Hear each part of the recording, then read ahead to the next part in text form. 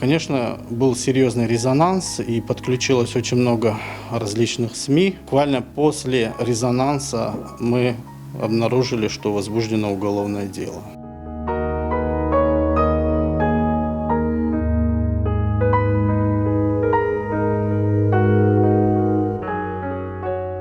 В результате проведенных патологоанатомических исследований смерть наступила по причине эндотоксического шока длительностью 30 минут и 5-дневной пневмонии.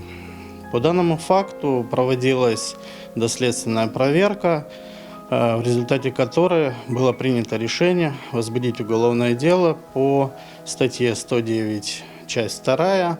Это причинение по неосторожности смерти лицом, ненадлежащей исполняющим свои обязанности.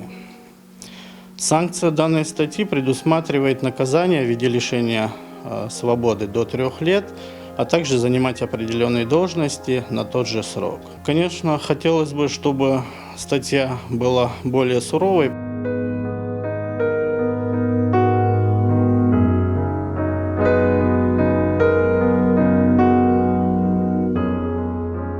На данный момент следствие продолжается, и мы ожидаем очередных приглашений в следственное управление для того, чтобы проводились определенные следственные действия.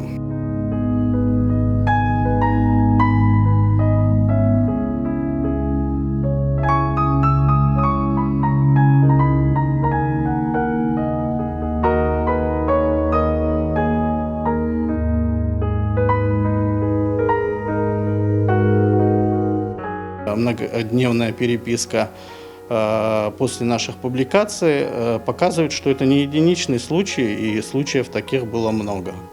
И с участием в том числе этих докторов, которые принимали в тот день. К сожалению, были летальные исходы, но мы подробно будем эту информацию передавать следователю.